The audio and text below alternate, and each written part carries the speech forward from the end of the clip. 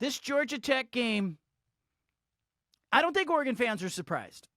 We saw enough of this during the Mario Cristobal tenure. There was clock management issues.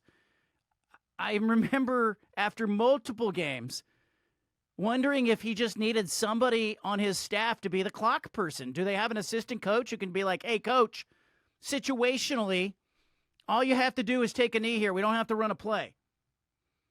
I actually think this is one of the dangers you have when you have kind of an authoritarian coach who wants it done his way. He's in control. It's his way. It's his call.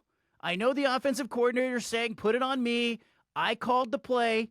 But the head coach's job there is to say, hey, this game's in hand. Let's snap it and take a knee and walk off winners.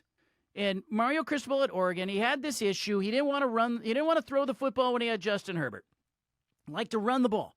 Like I remember an overtime game against Washington where he ran, and he was so happy with that. And I thought, okay, that's cool. That's who you are. But you've got Justin Herbert. Don't be afraid to put the ball in the air.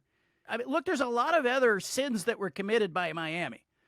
4 turnovers in the game. Defense that gave up a 75-yard drive on 2 plays after the turnover. Like, there's some finger pointing to go around. But it started with, a ridiculous decision by Mario Cristobal. Take the damn knee. Take the victory. I know.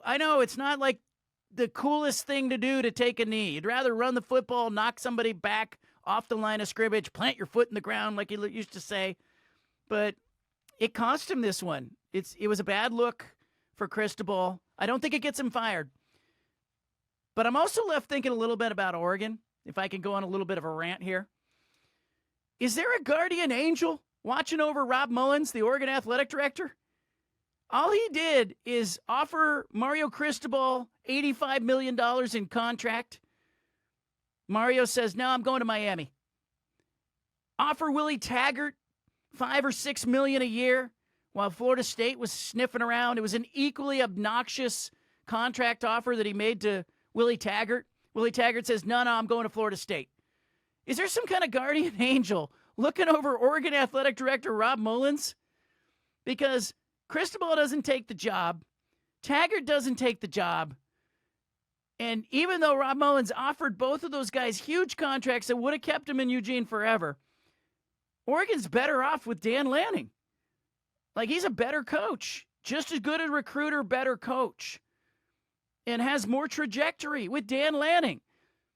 It's like, Garth Brooks sang about unanswered prayers, This is the stuff of Rob Mullins and the Oregon athletic director. He's offering these guys big contracts, got to keep them, got to save them.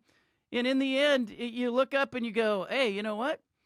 Oregon's better off that Mario Cristobal left and better off that Willie Taggart left. How about that?